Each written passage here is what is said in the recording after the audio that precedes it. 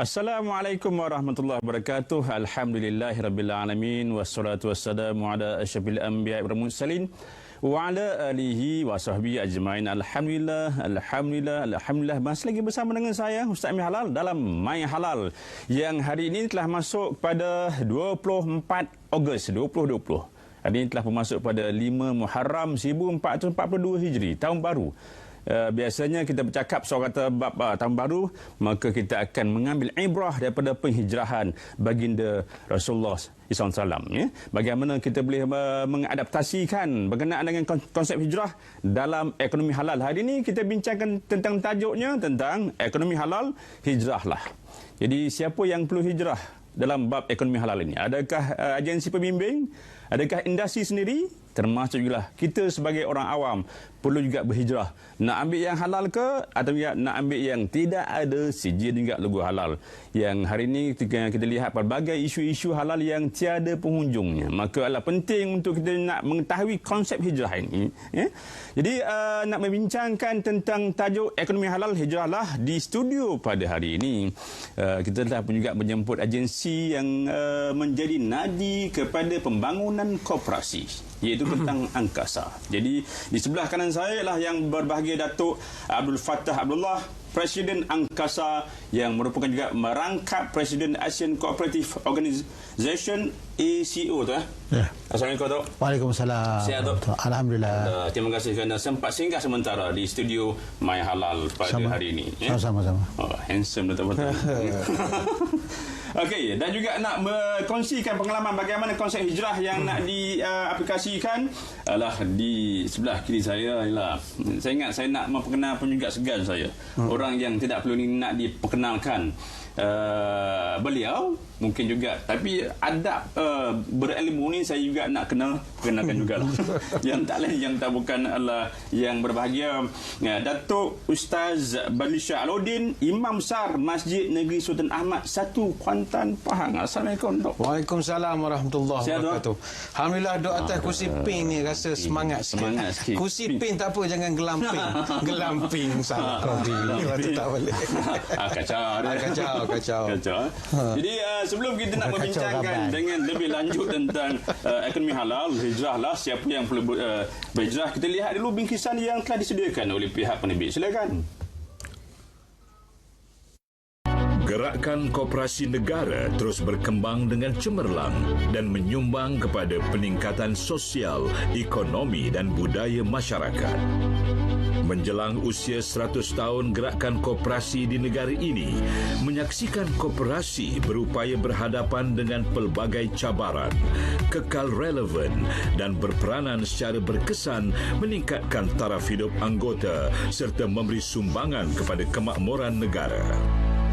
Kekuatan gerakan koperasi sebagai kuasa ketiga pertumbuhan ekonomi negara terus terserlah dengan sokongan kerajaan menerusi Dasar Keusahawanan Nasional 2030.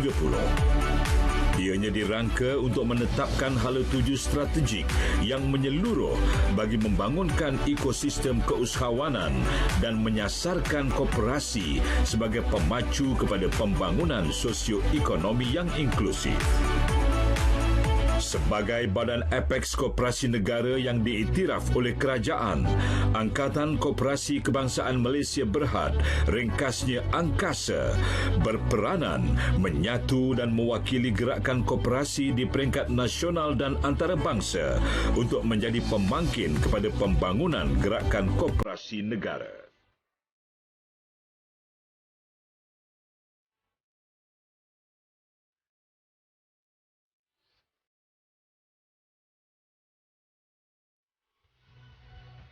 Berpaksikan kepada matlamat untuk melestarikan kedudukan angkasa di peringkat global.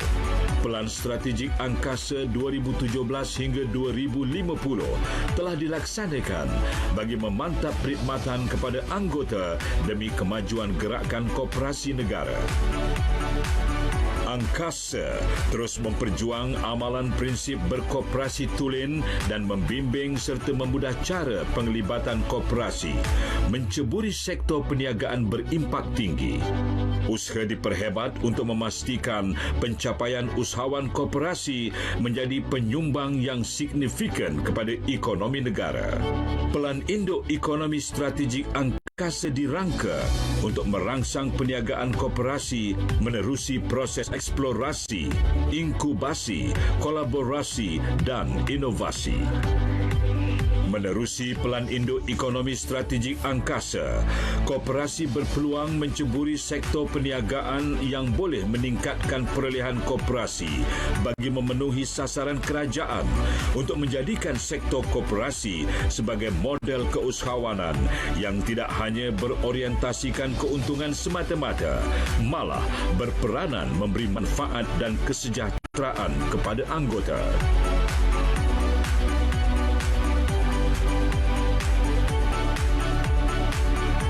Angkasa sentiasa melaksanakan pelbagai strategi untuk meningkatkan rangkaian kesalih hubungan koperasi di rantau ASEAN, Asia Pasifik dan di peringkat global. Pengiktirafan gerakan koperasi antarabangsa kepada angkasa membolehkan peluasan dimensi kerjasama baharu dan menyediakan platform untuk angkasa menyebar luas produk dan perkhidmatan koperasi di peringkat global. Perjalanan dan transformasi angkasa sepanjang hampir 50 tahun penubuhannya memberi hala tuju yang jelas untuk melahirkan koperasi dan kooperator yang sentiasa berinovasi tinggi dan memberikan perkhidmatan profesional serta terus diyakini oleh masyarakat. Angkasa akan terus komited menjadi pemangkin kepada pembangunan ekonomi inklusif, adil dan saksama seiring dengan agenda matlamat pembangunan mampan demi kelestarian gerakan koperasi dan kesejahteraan bersama. Angkasa memacu kelestarian gerakan koperasi.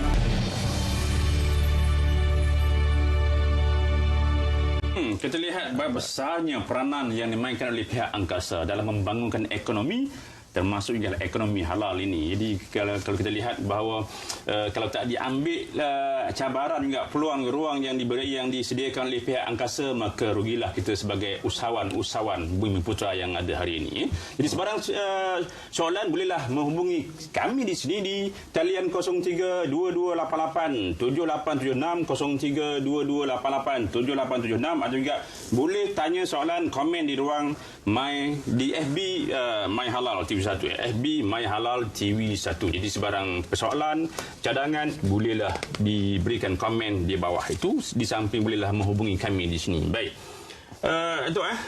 Kalau kita lihat bahawa apa yang telah ditunjukkan dalam video tadi, memang peranan angkasa cukup besar. Cuma saya nak kecilkan sikit apakah peranan angkasa dalam ruang lingkup ekosistem halal itu sendiri tu. Pertama nak ucap terima kasihlah kepada pihak RTM kerana selalu My Halal kerana selalu beri peluang kepada angkasa untuk bersiaran. Saya ingat ini kali yang ke setiap tahun tak? Memang lebih daripada sekali lah. Dan memang kita tahu di Malaysia ni salah satu daripada platform untuk perniagaan ialah melalui gerakan koperasi. Kita ada dua. Satu PKS iaitu Syarikat Senam Berhad. Yang ini dipunyai oleh individu 2 orang 3 orang. Dan satu lagi organisasi. Organisasi ini koperasi lah. Dalam koperasi untuk tubuh koperasi sekurang-kurangnya ada 50 orang. Jadi ini usahawan kumpulan. Ini jemaah, gerakan secara jemaah. Jadi gerakan koperasi. So dalam konteks Malaysia, kita mengikut statistik yang dikeluarkan oleh Suruhanjaya Koperasi, pada 31 bulan Disember 2019, jumlah koperasi lebih daripada 14,500 pada 31 bulan Disember 2019. Itu termasuk Sabah Sarawak? Ya, semua sekali, seluruh Malaysia. Seluruh Malaysia. Dan saya yakin ni dah 8 bulan. Bulan tahun 2020. Dan tentu saya yakin angka tu akan bertambah dan mungkin dah hampir 15,000. Dan pada jumlah itu ahli individu adalah seramai 6.1 juta. 6.1 juta daripada 32 juta rakyat Malaysia lebih kurang. Jadi mewakili hampir lebih daripada hampir 30 dekat 30%.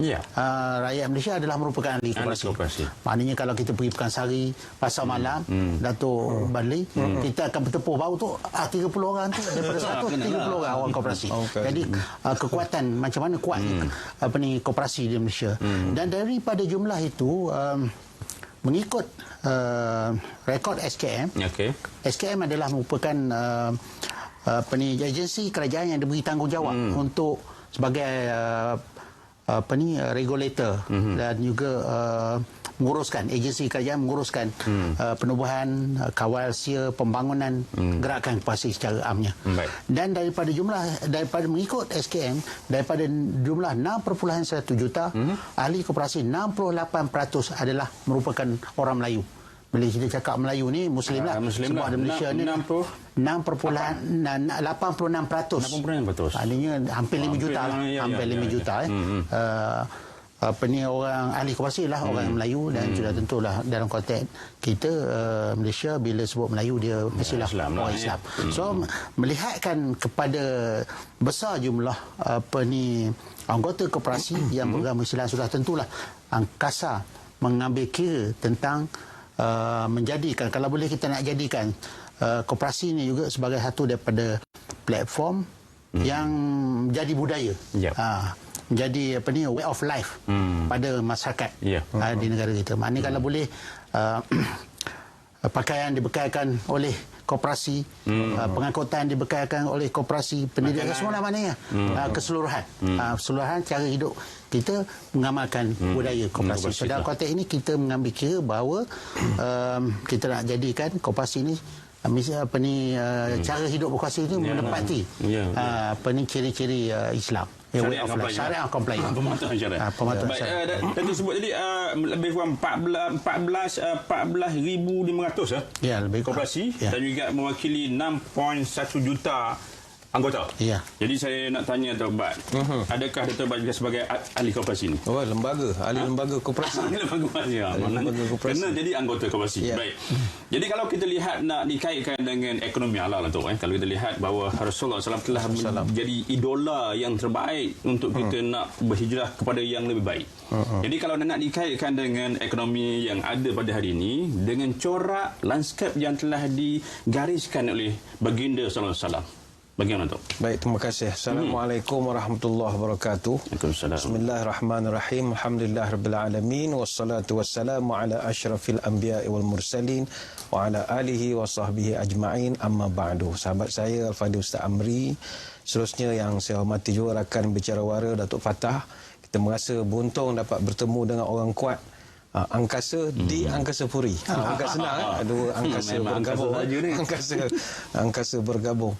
Jadi kalau kita berada dalam suasana hijrah sekarang, menceritakan tentang hijrah sekarang ini, kita tak dapat nafikan bahawa salah satu dari perjuangan hijrahnya baginda Nabi ke Madinah adalah untuk menegakkan ekonomi, untuk menaikkan budaya keusahawanan semula.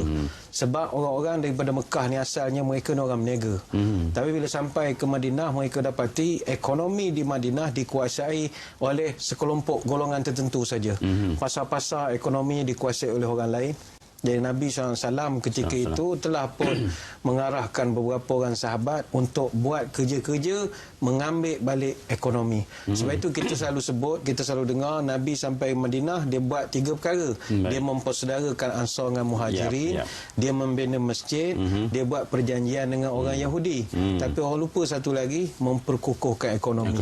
Sebab itu akhirnya Abdul Rahman bin Auf, Nabi buat mentor-menti jumpakan dia dengan Saad, kemudian dengan Saad ni juga orang berniaga. Jadi dia berniaga sama berniaga, dia pinjam duit RM50, dia berniaga dah, akhirnya dia dapat kuasai pasar ketika itu. Termasuk juga Osman bin Affan, diarahkan oleh Nabi fikir kaedah supaya dapat ambil telaga orang Yahudi, telaga Raumah yang disebut dalam hadis itu, supaya kemudahan infrastruktur asas, air yang lebih murah boleh dinikmati oleh orang Islam ketika itu. Jadi sangat berkait rapat antara kita nak membawakan budaya usahawan, perniagaan ekonomi dengan citra hijrah ini sendiri. Tapi sekarang tu orang mengidolakan orang lain.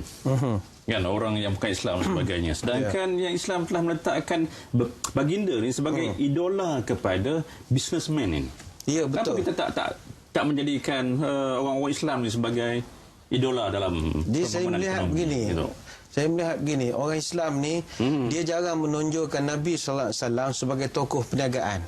Kita banyak menunjukkan Nabi ni orang zuhud, orang syukur, orang terima apa yang ada. Jadi cerita satu sisi tentang harta yang Nabi miliki, tanah-tanah Khaybar dan macam-macam jarang diangkat ke permukaan. Menyebabkan orang tak nampak Nabi kita juga adalah seorang usahawan yang berjaya.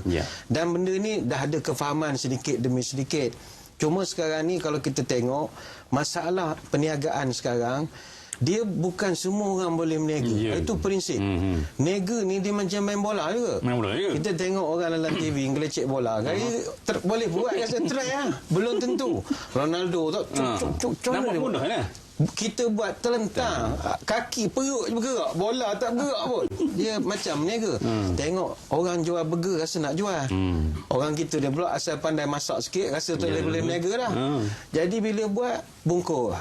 Sebab berniaga ni dia ada bakat, dia ada keturunan juga. Sebab itu bila kita tak mampu buat, sedangkan untuk nak kukuh ekonomi mesti perniagaan. Dan itu janji Nabi. Jadi macam mana nak buat? Koperasi. Itu tujuan kita nak gabungkan antara dua perkara ni. Bagi yang tak mampu tapi pandai masak, pandai buat sesuatu, buat beramai-ramai dalam jemaah koperasi. Yang ni ada barakahnya. Betul. Ini yang Datuk Bak sebut maknanya kena berjemaah. Ya, tapi kalau kata berjemaah saja tanpa tunjuk ajar daripada pihak angkasa, tak boleh juga. Jadi bagaimana Datuk melihat industri halal ni? Adakah memberi ruang juga peluang yang cukup besar kepada PKS kita yang buat di kampung mana? Berkat Maran. Amarah. Dia gantuk. Ni orang faham lah. Betul. Saya memang setujulah dengan apa yang dinyatakan oleh Ustaz Datuk Bak tadi. Sebenarnya koperasi ni kalau kita lihat ianya adalah daripada Islam tu sendiri. Maknanya tadi bila Nabi berhijrah daripada Mekah ke Madinah. Jadi dia gabungkan. Kerana bergabung tu mana dah berjemaah dah. Dan tadi 3 orang usahawan sebenarnya tarikh koperasi ni dalam Malaysia lah kena nak tubuh koperasi ada 20 orang. Tapi ada di negara lain 2 orang boleh tubuh koperasi. Jadi 3 orang boleh tubuh koperasi. Sebenarnya koperasi itu dah ada dah pada zaman. Jadi tak disebut koperasi.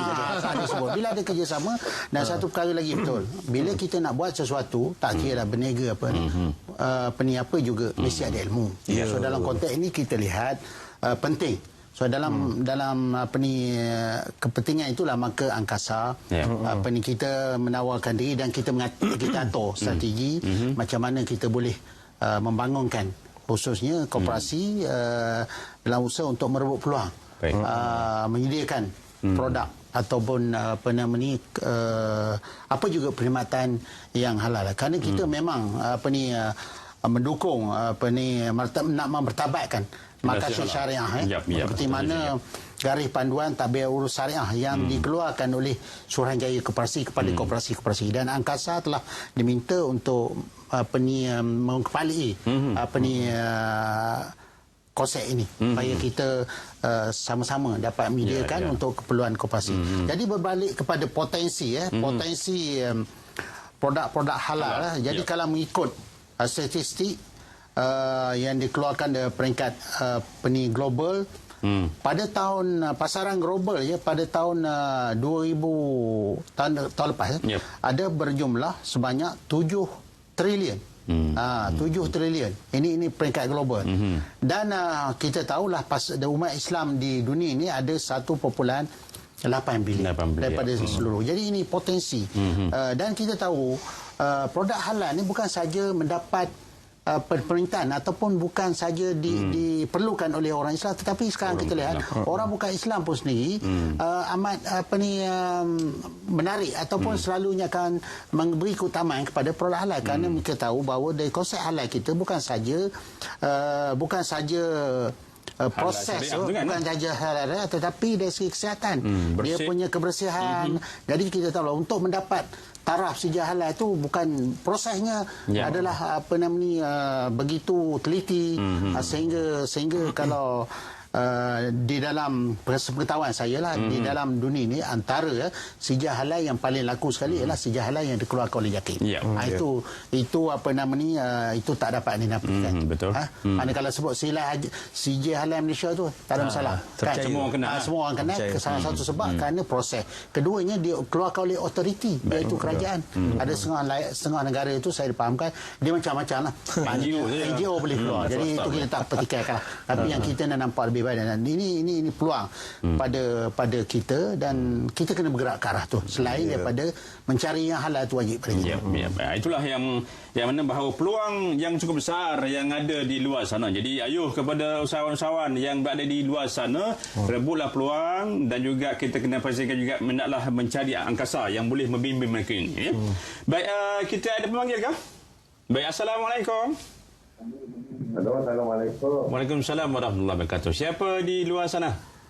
Razali bin Haji Hassan daripada Muar. Okey, Encik Razali daripada Muar. Soalannya? Nak tanya pada Datuk Fattah lah. Okey. Teruskan. Halo, ya. Teruskan soalannya.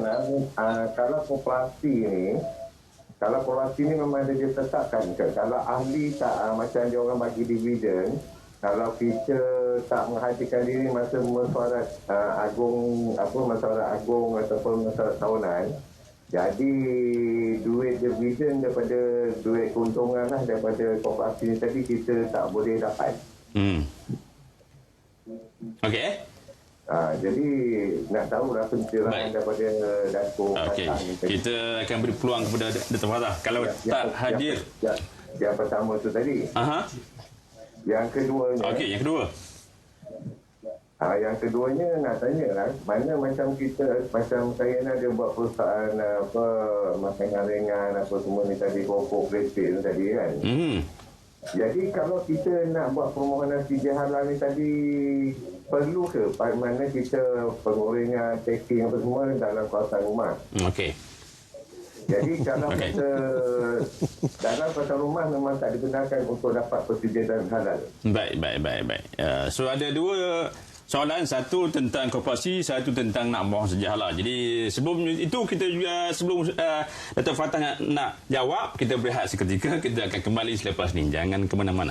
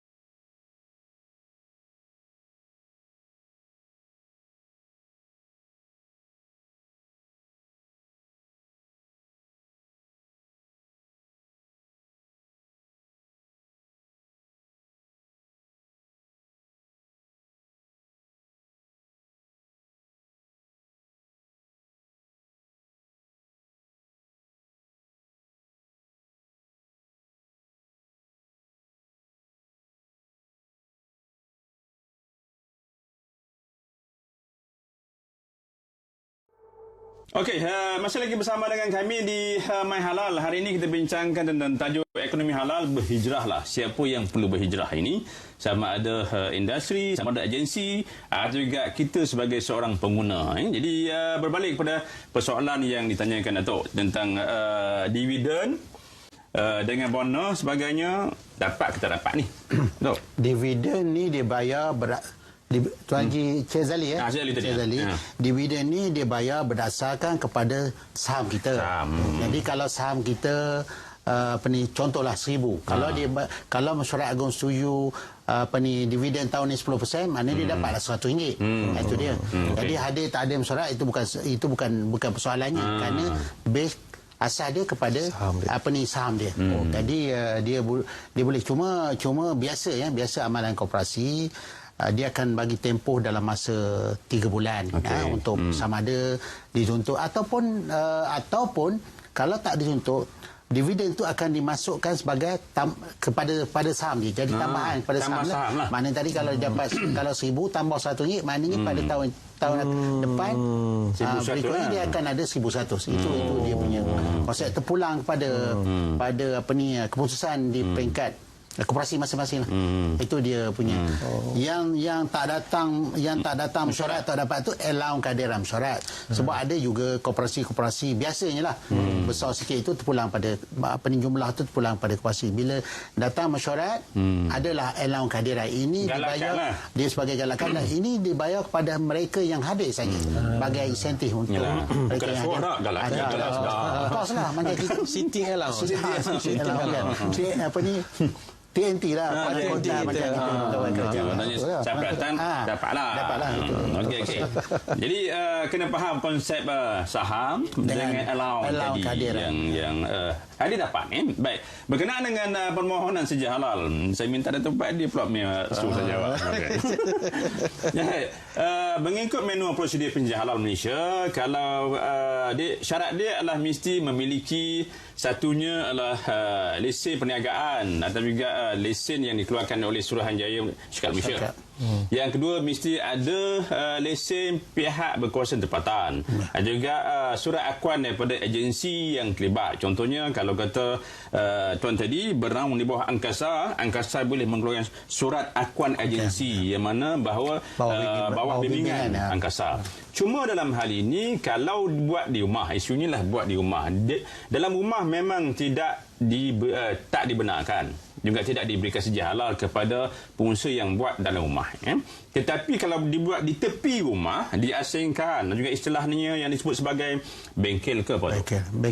Bengkel. Yang buat di tepi rumah dalam keadaan yang bersih, yang teratur sebagainya, maka ia juga layak diberikan sedia halal. Walaupun tidak ada lesen PBT, asalkan ada yang disebut sebagai surat akuan agensi yang dikeluarkan oleh agensi pembimbing seperti Angkasa. Maka itu juga boleh. Sebab yalah, buat di rumah ni nak masuk rumah pun juga sukar. Yalah. Katakanlah bahawa dalam rumah kotor, nanti kita tutup dapur rumah, nanti tak boleh masak pula. Jadi banyak elemen-elemen yang perlu kita lihat. Juga dalam masa yang sama, kalau kita nak menjadi seorang usahawan yang berjaya, perlu berhijrah dalam rumah keluar. Berhijrah. Kecuali ditutup sebelah rumah itu. Bagi betul jadi kilang. Yalah. Kena bezakan.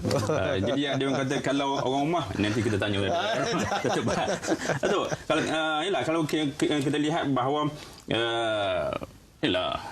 hijrah memang hijrah lah. Tapi industri kita hakikatnya memang hanya 30% saja usahawan-usahawan bumi putera Islam ni yang hanya memohon sedia halal. Jadi adakah mereka juga perlu berhijrah nak mendapatkan sedia halal ini? Bagaimana tu? Saya fikir setiap usahawan kita mesti ambil peluang untuk dapatkan pengiktirafan halal ini. Sebab halal ini menunjukkan ketelusan dan orang akan hormat kepada produk ataupun premis kita. Sebab itu macam contoh di negeri Pahang.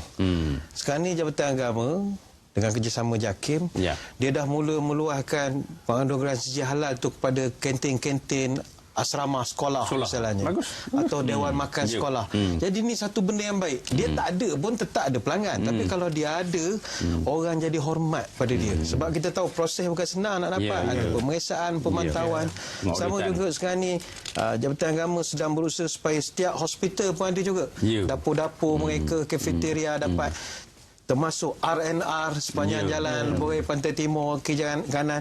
Jadi dia menambah nilai kepada perniagaan. Kalau kita cerita dalam konteks global tu lebih besar lah. Sebab kalau produk kita sampai keluar, orang kalau di luar negara yang huruf pertama dia cari pada produk lam halal lah. Walau aja hulul pun orang beli juga. Sebab halal ni memang duit. Dia boleh mendatangkan sumber ekonomi yang bagus. Jadi mesti ambil peluang. Prosedur ada tapi orang takut. Satu aspek orang kata bahawa halal memang halal, produk tu halal. Produk tu halal. Halal, produk tu halal. Apa umat kita tak ada halal, tapi halal. Tapi satu aspek lain orang kata bahawa buat pinjaman, buat loan daripada sumber yang syubhah, yang konvensional. Jadi apa pandangan Datuk? Maknanya adakah juga usahawan-usahawan kita ni yang dah dapat halal? Sebab hakikatnya yang kita bincang dengan bank negara sekalipun, ada juga usahawan-usahawan kita yang maksudnya halal tapi dia punya pinjaman tu tak apa nak halal tu. Yalah. Kita lihat begini, barangkali dulu konvensional dengan yang perbankan Islam ni belum lagi meluas lagi. Jadi mungkin orang-orang itu dia duduk dalam sistem konvensional. Tapi sekarang yang sistem perbankan Islam atau Indo-Islamik ni dah begitu banyak sekali. Jadi wajar kalau usahawan kita mengambil peluang. Sebab konvensional dengan Islam ni dia lain. Sebab konvensional ni dia sumber dia akal manusia je. Sedangkan kita yang Islam ni sumber kita wahyu, Quran, hadis.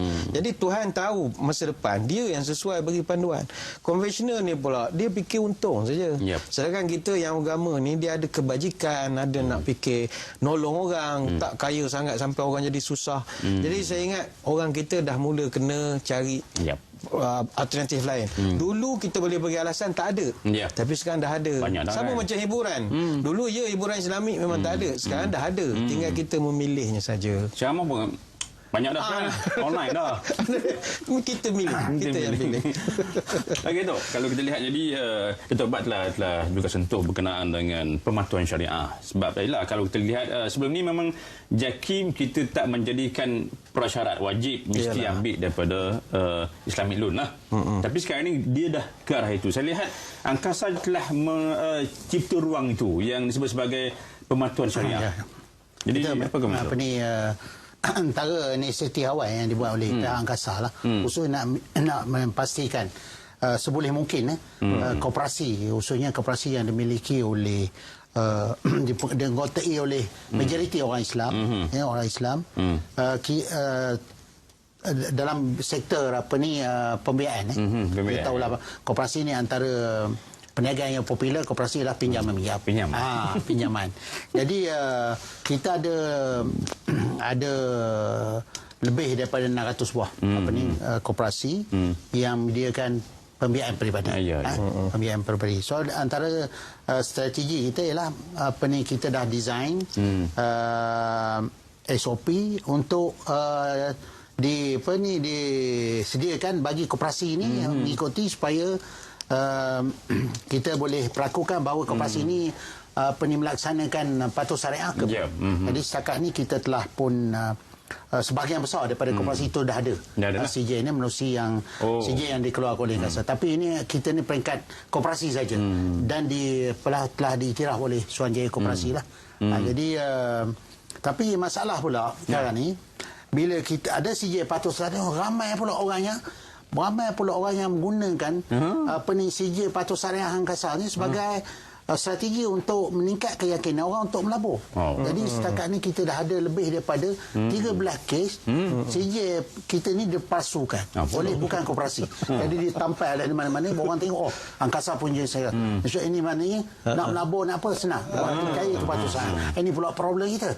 Jadi saya suka mengambil kesempatan sini untuk mengingatkanlah kepada mereka-mereka yang nak melabur, pertama sekali melabur di bukan koperasi.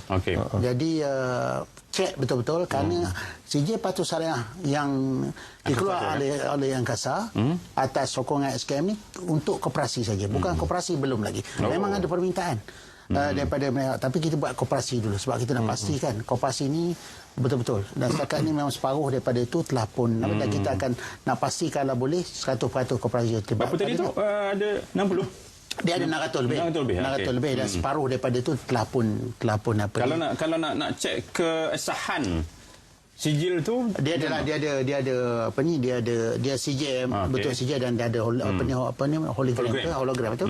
Jadi kita boleh share, dan yang penting boleh refer kepada angkasa. Kita ada senarai koperasi mana dia tak sebab 600 tak banyak. Jadi boleh check dengan kita. Jadi kalau bukan tak ada dalam senarai tu, memang bukan dan kita pun dah lapor kepada pihak yang berwajib, pihak polis, pihak Suruhanjaya, syarikat, mana ada penyalahgunaan ke mengelirukan orang ramai. Tapi ini membukti bahawa CJ Patuh Syariah sekarang ni cukup bernilai. Pasal ini macam dah setuju dengan cadangan Datuk tadi, Datuk Badli, iaitu tambah nilai pada produk. Maknanya kalau produk kita sebelum ni tak ada Patuh Syariah, dapat ada CJ Patuh Syariah, mana nilai pada produk tu meningkat.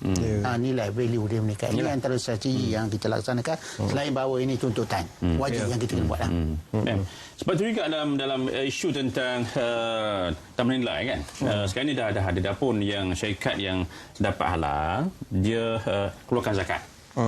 Maka pusat zakat juga mengeluarkan satu lagi sijil sebagai syariah compliant kepada pematuhan itu. Itu juga antara tambahan nilai yang boleh dibuat untuk nak lihat nak meyakinkan lagi kita sebagai seorang pengguna. Baik Jadi sebarang persoalan bolehlah menghubungi kami di sini di talian 03-2288-7876 03-2288-7876 Jadi Dok, di awal tadi Datuk Patah sebut soal kata koperasi masjid. Ya.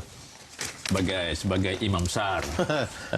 Adakah Datuk melihat ini sesuatu yang baik untuk diperluaskan oleh setiap masjid yang ada di Malaysia ni?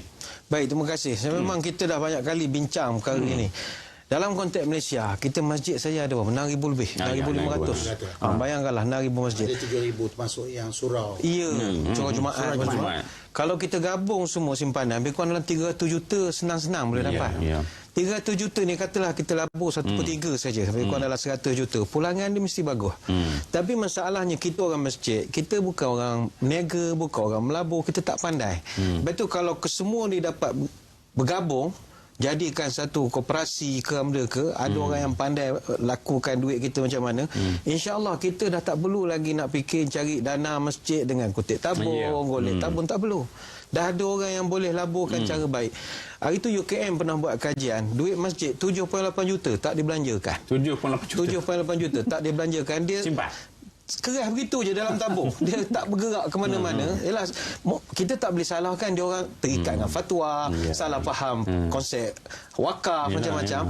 Jadi masa inilah kita perlu dapat bantuan. Sebab itu sekarang ni koperasi di masjid ni lebih kurang dalam berapa? 0.0 berapa persen saja, 0.7%. Bukan 500 kan ni. Dia yang terlibat dalam koperasi 7,000 500. Jadi daripada 7,000 kita nak kena ramai lagi, sebab kita masjid ni peluang untuk mencipta peluang perniagaan tu ada. Bukan kita niat nak berniaga, tidak. Macam sekarang ni musim PKPP ni, face mask wajib. Sejadah wajib. Apa masalah letaklah sejadah RM1, bukan berniaga sangat pun. Bawah koperasi. Sedekah pun boleh. Harga tu RM3, kita bagi RM1. Denda. Face mask RM1 masalahnya. Jadi bukan jual, tidak. Tapi itu kalau dijalankan oleh koperasi. Sama juga permintaan setempat. Misalnya ayam. Takkan ayam pun kita tak boleh nak uruskan. Sampai terpaksa orang lain yang kita payah nak yakin. Mi kuning, produk-produk tertentu. Jadi bayangkan kalau produk tu masjid, koperasi masjid, orang kepercayaan tu lebih. Jual lah. Ya, dan kepercayaan tu lebih. Beli ayam mana di masjid? Lain. Dia ada satu rasa macam masuk surga makan. Itu rasanya. Sebab itu rasa confident tinggi. Tu kita selalu sebut kepada imam-imam masjid, JK, Nazir, pengurusi, ambil peluang. Kita tidak niat nak berniaga, tapi kita ada peluang. Kita ada dana, orang bagi sumbangan, kita kembangkan lagi. Dan ini saya kira Jabatan Mufti pun Jabatan Kuasa Syariah pun tak ada masalah untuk laburkan sedikit untuk kita nak keceriaan masjid, penyemarahan masjid. Wallahualam, tapi itu perlu dibuat. Yalah, kalau saya cadangkan kan, maknanya dengan duit yang ada itu boleh buat mi kuning, boleh buat air mineral sebagainya. Atau duit koperasi masjid. Sebab itu agama kita ni agama yang dinamik. Ketika Allah Ta'ala atau Nabi menyebut an-nazafah minal iman, kebersihan itu sebahagian daripada iman. Seolah Nabi nak beri syarat, orang Islam, buka kilang sabun. Awak kena jaga kebersihan. Cleaning ni orang Islam. Sebab kebersihan tu wajib. Tapi orang nampak tu dari segi pekoh ibadat semata-mata. Tapi orang tak nampak itu peluang perniagaan. Ekonomi sebenarnya. Kalau kita kuasai fabrik deterjen untuk nak bersihkan macam-macam, maka di situlah orang kita agak rugi. Tapi sekali lagi, kita bukan ahli niaga. Kita kena bergabung ramai-ramai supaya idea banyak. Sekarang ni hanya jual hand sanitizer je. Not to you. Datuk, yalah, kalau kita lihat bahawa itu juga peranan koperasi di pihak masjid. Apatah lagi kalau kata Angkasa sendiri kan. Jadi kalau kita lihat bahawa peranan Angkasa nak membangunkan usahawan ni, adakah juga Angkasa boleh membangunkan? Tapi saya nak minta Datuk jawab selepas kita berehat. Kita akan kembali selepas ini.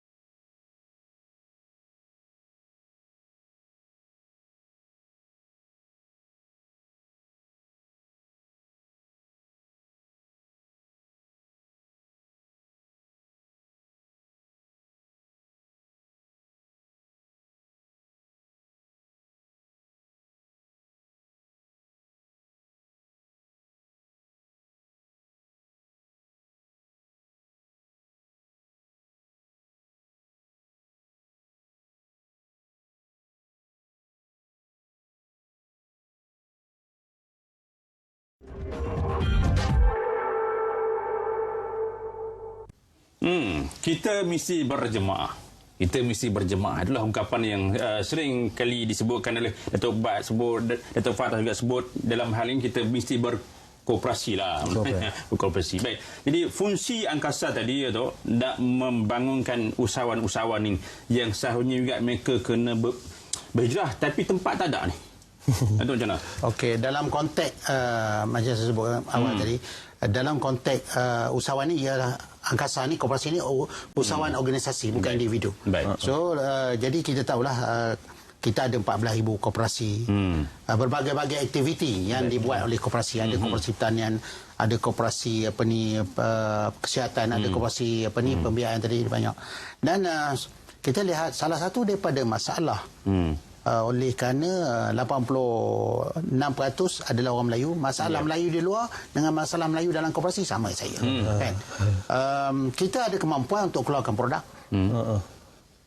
Masalah besar kita keluar produk, mana produk kita nak jual? Sebab kita tidak ada outlet. So dalam konteks ini, baru-baru ni kajian telah memberikan kepercayaan kepada gerakan koperasi di mana Angkasa diberi tanggungjawab ada untuk mewujudkan memperkasakan kedai-kedai runcit koperasi ini untuk dijadi outlet bagi membekalkan barang-barang keperluan. Jadi kita telah mengenal pasti berdasarkan pada figure yang diberi oleh Suruhanjaya Koperasi, ada lebih daripada 3,000 kedai runcit koperasi. Jadi tugas Angkasa sekarang kita sedang memperkasakan 3,000 outlet koperasi itu dengan menggabungkan mereka semua tu. Menggabungkan mereka, dan Angkasa sendiri ada inisiatif yang diberi. Jadi salah satu sebab kenapa barang mahal, kerana kita tengok terlalu banyak sangat lapisan, ada banyak sangat orang tenang. Dalam konteks ini juga kerajaan cadangkan dan kita telah mengambil inisiatif untuk menggunakan digital platform. Kerana melalui internet ni dia boleh, daripada pengguna boleh order terus kepada pembekal. Direct. Itu sudah konteks itu. Jadi didapati sekarang ni memang di kedai-kedai runcit ni pun kita kita dapati kurang barang-barang yang produk yang dikeluarkan ataupun di produk yang dikeluarkan oleh orang Islam. So dalam konteks ini kami di Angkasa akan menggunakan program ini untuk memberi ruang kepada koperasi atau ahli koperasi ataupun ahli koperasi yang mengeluarkan produk untuk menjadi pembekal kepada menjadi pembekal kepada kedai-kedai tadi. Kedai-kedai tadi. Jadi tadi Ustaz Datuk mention kita ada 7,000 masjid. Cuba bayangkan Datuk. Betul. Kalau 7,000 masjid jadi outlet kepada barang-barang yang dikeluarkan oleh orang Islam, saya ingat dia tak ada masalah lah. Tak payah dah kempen BMS ni, tak payah dah. Sekarang nak kena kempen BMS pasal apa? Pasal demand kepada produk BMF tu kurang. Kenapa kurang? Pada saya salah satu sebabnya ialah accessibility. Maknanya keboleh pasaran. Maknanya tak boleh nak outlet tak ada, orang nak dapat susah. Ini isu dia. Jadi seminggu sekali dah wajib dah. Dah seminggu sekali itu wajib sebab kita dah ke mana. Betul. Cuba bayangkan kalau satu secara average-nya ada 100 orang lah satu masjid, berapa juta orang. Jadi ini dia seminggu sekali. Dan sekarang menerusi digital platform, sekarang kita tak perlu buka kedai koperasi itu hari-hari. Jadi mungkin kita minggu ni buat order, minggu depan kita hantar. Dan tak perlu pula kedai koperasi, contoh kedai, tak perlulah masjid ni nak kena buat kedai. Cukup barangkali kontainer ada pun satu ruang sikit untuk ambil daftar, ambil order untuk minggu ni. Lepas tu satu ruang lagi untuk letakkan barang tu supaya selepas malam Jumaat ahli kita boleh ambil. Itu. Sebab sekarang ni kesan ini strategi yang patut. Dan dalam ini alhamdulillah kita sasaran kita yang saya sebutkan tadi termasuklah juga koperasi masjid dan bukan masjid lah. Ada 3,000 outlet yang sedang kita rancang. Jadi saya mengambil peluang ini untuk mempower khususnya orang Islam atau koperasi dan juga ahli koperasi ada mengeluarkan produk untuk berdaftar sebagai pembekal dan mereka hanya perlu mengantar barang tu kepada outlet-outlet yang kita ada 3,000 tadi. Itu kerja dia. Dan Angkasa menawarkan kredit line, maknanya beli barang hantar dulu, dalam masa sebulan baru bayar. Angkasa akan bayar kepada pembekal. Pembekal tak ada isu. Jadi pembekal tak payah deal dengan 3,000 orang tu. Dia nak pening kepala, saya punya Angkasa ni biarlah Angkasa deal dengan 3,000. Itu strategi yang kita nak kena buat ni. Dan kita juga bercadang supaya oleh kerana kebanyak majoriti koperasi yang 3,000 tadi adalah kita nak konsortiumkan supaya dengan Nadin konsortium ni kita mempunyai dana yang lebih besar, modal yang lebih besar dan kepakaran yang ramai sebab kita gabungkan dan kita insyaAllah akan acquire share dalam syarikat-syarikat mengeluarkan produk yang mungkin sekarang ni dipunyai oleh besar, di sebahagian dipunyai oleh majoritinya dipunyai oleh bukan mungkin. Jadi kita nak kita nak gunakan kaedah itu supaya kita boleh sama-sama memberi manfaat. Ini strategi yang sedang kita laksanakan. Okey, kalau kita lihat bahawa idea itu memang cukup baik tu.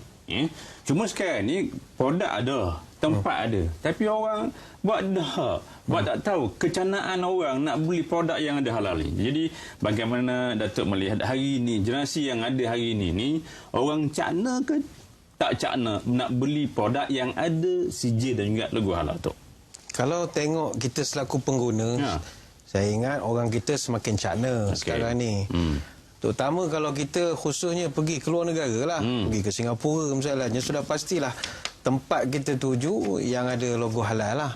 Jadi dalam konteks masyarakat kita pun sama juga. Dia akan lebih ada kepercayaan kepada produk yang memiliki logo halal. Cuma balik kepada yang Datuk Fatah menyimpulkan tadi masalah masjid. Mungkin kalau Ustaz Amri pun perasan masjid agak kurang menyambut benda ni. Apa kekangan? Sebab kita ni agak terikat dengan peraturan sedia ada. Sebab itu selalu kita bincangkan isu ini. Masjid katalah menonton pada petang dia terus semangat. Lepas maghrib kan terus buka kedai. Tak boleh. Dia sebab masjid ni dia ada peraturan. Ada undang-undang. Bukan hak kita. Hak majlis agama. Jadi dia kok mana kalau duit tu nak dilaburkan dan sebagainya melibat duit awam. Jadi ada proses. Dia kena putuskan dalam jawatankuasa perunding hukum syarak. Ada hitam putih dapat kebenaran. Tidak dijalankan oleh ahli-ahli jawatankuasa. Tapi oleh koperasi itu kena ada koperasi. Kalau AJK sendiri yang buat, kalau ada penyelewengan salah kalau tak diurus susah nanti. Jadi biar golongan yang pandai. Benda ni yang menyebabkan orang jadi cuak nak sambut seruan ni. Tapi alhamdulillah apabila rakan-rakan kita daripada angkasa dengan penubuhan konsortium koperasi Qaryah Masjid Malaysia Berhad, jadi mereka ni banyak bimbing. Dari segi penyediaan tempat saya ingat tak ada masalah. Sebab permintaan macam kami di Masjid Negeri Pahang pun sebulan sekali, ini BC lah, 2020 BC, before COVID. Before COVID. Sebelum COVID dulu tiap-tiap bulan kita buat jualan macam Pekasari lah. Kita panggil orang meniaga jualan gudang. Dan kalau produk-produk Muslim ni memang kita letak. Sebab kita tahu dia susah nak masuk kepada pasaraya-pasaraya tertentu. Jadi kita buka ruang depan masjid. Permintaan tu ada. Jadi kita dapat tengok orang kita nak. Kadang dia tanya kalau habis daripada karnival 3 hari nak beli di mana? Jadi kita dapat tengok ada permintaan. Jadi kena buatlah. Ada satu soalan ni tentang ni isu tentang Makis inilah agensi yang menjaga sepadan. Dia merampas ayam yang halal tapi tidak ada permit. Jadi dia halal tapi tidak ada permit. Jadi dalam isu tentang ekonomi ni bagi pandangan tu, adakah juga dianggap sebagai yang patuh syariah ke tidak? Di permit tak ada ni.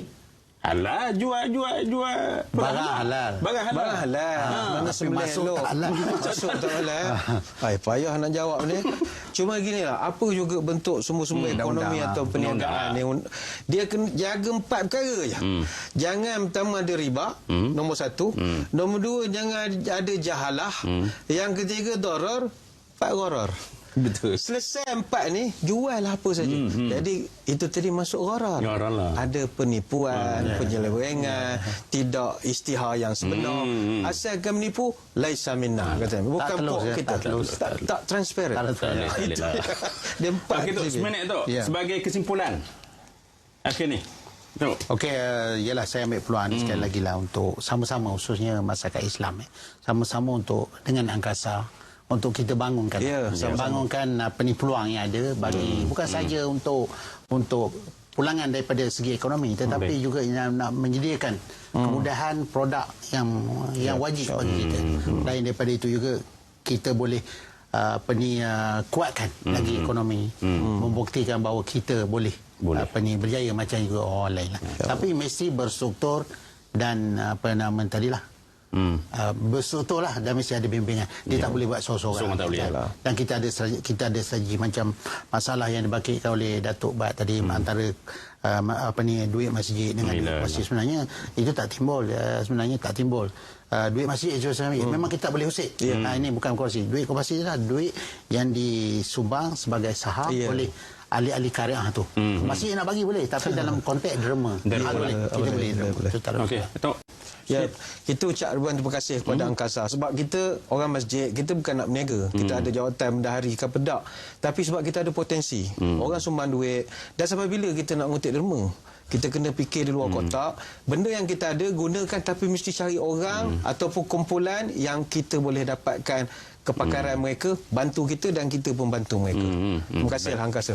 Baik, itulah maknanya tempat telah disediakan, koperasi telah pun wujud, maka kitalah yang bertanggungjawab untuk melaksanakan misi-visi yang angkasa telah tetapkan, juga agensi-agensi pembimbing yang nak membantu industri halal yang berada di luar sana. Ayo kepada semua usahawan-usahawan, berhijrahlah, berubahlah untuk ke arah yang lebih baik, akhirnya membantu ekonomi orang Islam itu juga. Jadi untuk itu kita akan berjumpa lagi pada minggu hadapan yang kita bincangkan pula tentang bagaimana kemerdekaan dan konteks halal itu sendiri. Jadi dan juga terima kasih banyak untuk Datuk Bat atas perbincangan yang cukup menarik pada petang ini. Jadi sekian, Assalamualaikum warahmatullahi wabarakatuh.